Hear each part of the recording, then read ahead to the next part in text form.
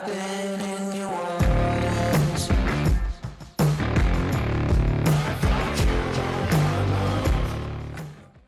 I've tried to do this video once already today. Did the video, got to the computer, put the card in, corrupted. No! God, please, no! No! No! No! So now we've got to do this video again. So what is poppin', people, and welcome back to another tattoo tips video. So guys, have you ever got to a point where you feel like that your client just cannot sit through the tattoos that you are doing and you are not getting your tattoos finished?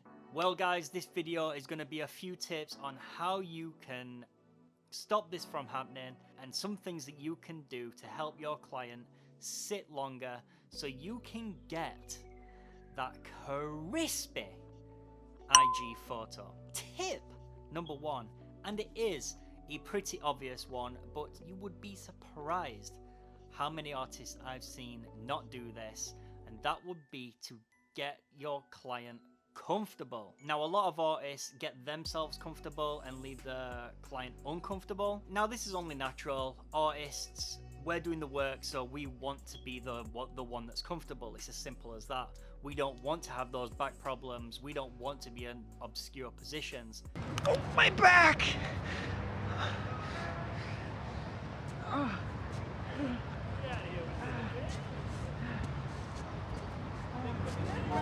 But getting your client comfortable is an absolute must. Your client is more likely to suffer via joint pain than tattoo pain, and with a combination of tattoo pain plus joint pain, it's going to grind your customers down. So guys, get your clients comfortable. Ask them, are they comfortable? Tell them if they need to move, to let you know that they need to move. They don't have to sit there and feel like they need to be still. Also guys, if you need to get a pillow, wrap a pillow up, put it under their arm, even give the pillow for them to sit on if they're on a hard chair. Just do everything that you can to make your client feel comfortable, and I promise you that will go a long way to helping you get longer sessions out of your client. My second tip guys would be to talk to your client. Now I've done it, I'm sure a lot of you guys have done it, but we sometimes like to wear headphones, we like to listen to music, we like to just get in the zone and really chill out and concentrate on the piece.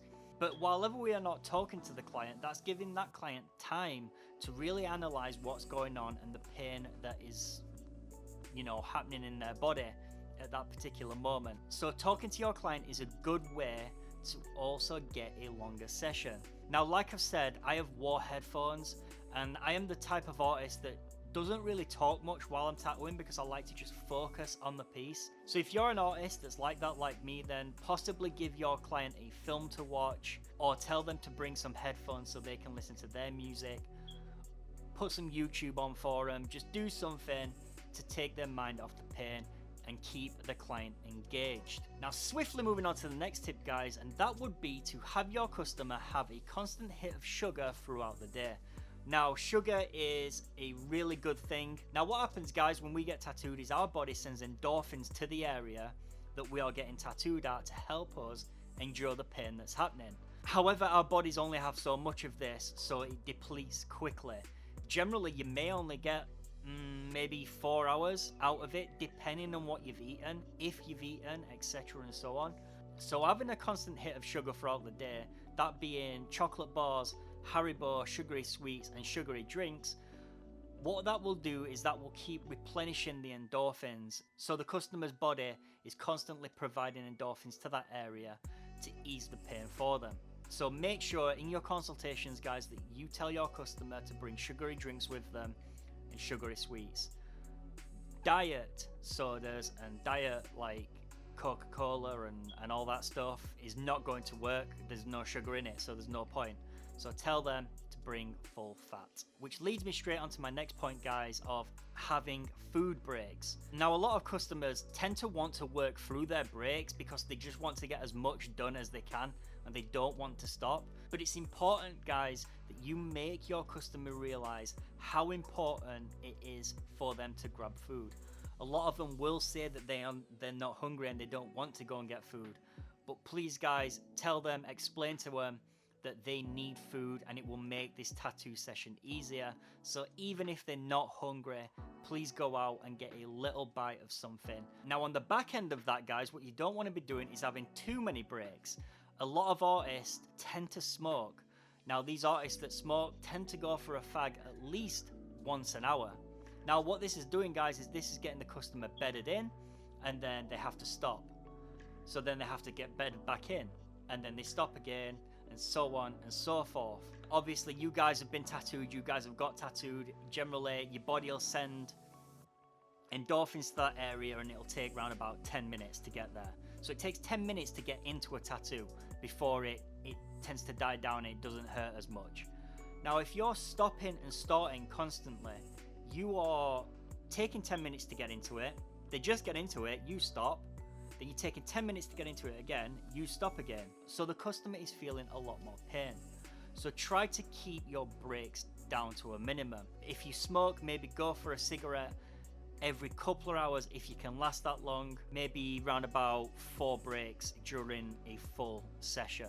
If it starts to get late, and I mean really late, and I've been into a tattoo maybe 12, 13 hours, then I'll tend to have a little bit more breaks, but that's just for concentration purposes. When you've been into a long session, it gets a little bit harder to concentrate, so I have to break off for those. But generally keep breaks down to a minimum wherever possible. My next tip, guys, would be to finish an area before moving on. Now I know this isn't always possible. You can check out my tattoo irritation video here. Nobody wants to be doing an area, coming away from that area to concentrate on a new area. Say you as an artist, if you got bored of doing that particular area and you just want to move on to a more interesting area, and you've not finished that up and you've got to come back to it, that's going to cause significant pain to the client. So try and finish that area before you move on to the next. If you're jumping around all over the place, all that's going to do is shock the body, and it's just going to make for a really bad day for the client and increase that likelihood of them tapping. Okay guys, on to my next tip, and I bloody know you guys do this or have done this in the past, and that is dry wiping. Now I've been tattooed by quite a few artists that have dry wiped the shit out of me, and it is horrendous. It is like having high grit sandpaper rubbed across your skin. It is disgusting. So make sure, guys, that you keep your kitchen roll or your kitchen towels, whatever you want to call them, or whatever you use to wipe, make sure you keep it wet. If you need your stencil, guys, then dab the area, do not rub the area. But when that stencil's gone and you're not relying on that stencil anymore, guys, soak that kitchen roll through and wipe. Do not be dry wiping your clients. There will be a lot of clients that have tapped out due to the pain of the tattoo and then a dry wipe. Now sometimes, guys, the location of the tattoo is just going to be more painful than, say, a forearm where a person might have had tattooed. If they've had their forearm tattooed and then next they want their ribs tattooed, the difference between those two is extraordinary. The pain on your ribs is disgusting compared to what your forearm is. So what you could do, guys, is always try and talk your client out of having it in these difficult areas, especially if they have not had many hours in the tattoo chair. They may only have one tattoo that lasted 20 minutes and they think it was alright, and then they go for the ribs and then shit, it's just a whole different ball game, and they are, wondering what the hell they've got into. When I had my ribs done, my instant reaction as soon as that needle went in on my ribs was to ring somebody or text somebody to tell them to ring me, to tell me that there was an emergency and that I'd got to fucking dart and go, man, because ribs was that bad for me. So always try and talk your customers into easier areas wherever possible. Don't just go for the one area that they want, okay? In your consultations, make sure you tell them that, it's a painful area and, You know, a lot of people don't sit through it. Maybe let's move the tattoo to this area, but not only that, aesthetically it will look better on that area also. So yeah guys, in your consultations, find out where they want the tattoo and possibly suggest alternatives so you don't run into the problem. My final tip guys, if you've done everything that you can and that customer is struggling, that would be to use numbing sprays. That being Bactine and Vasecaine, those are the two that I use. Now a lot of companies do their own numbing sprays now, so you don't just have to use those two. And it generally comes in different strengths, generally 5% and 10% I think. I'm sure you could get higher than that, but I use Bactine and I use Vasecaine. Now these will give an extra 20 minutes at least on top of a tattoo. If that customer is really struggling, that 20 minutes could be the difference between a uncompleted and a completed tattoo. Now to use Bactine properly, what you need to be doing is you need to spray that area, you need to wrap up that area with cling film, and you need to let that client just have a 10-minute break for that Bactine to take effect. Once that Bactine takes effect, that customer will love you forever, I'm telling you. They will not feel a damn thing for 10 to 15 minutes at least. And if you go to the extreme and you want to use Vasecaine, this is a lot stronger than Bactine. You're going to get at least half an hour out of that. The only thing guys with using Bactine and with Vasecaine is that it can contract the skin and make it a lot harder to tattoo on. Now it doesn't make it super difficult to tattoo on, but what I'm saying is it can affect the area that you're working on. Now a bonus tip guys is to have a look at how you are tattooing. Have a look at your technique. If you are drilling someone, and I mean you are digging for gold in their skin, it doesn't matter what you do, that customer is going to tap out a lot sooner than somebody who is a lot more gentle. So try all these things, and if it's still not happening, then have a look at how you are tattooing. Have a look at your technique. Have a look at your machine setup.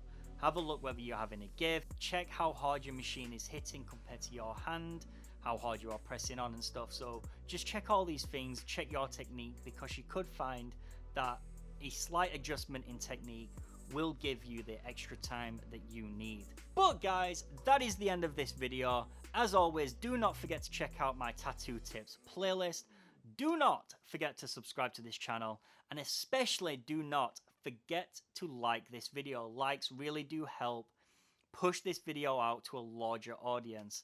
And also don't forget to turn on bell notifications to get notified every time I upload a new video. As always guys, I shall see you all in the next one. Adios.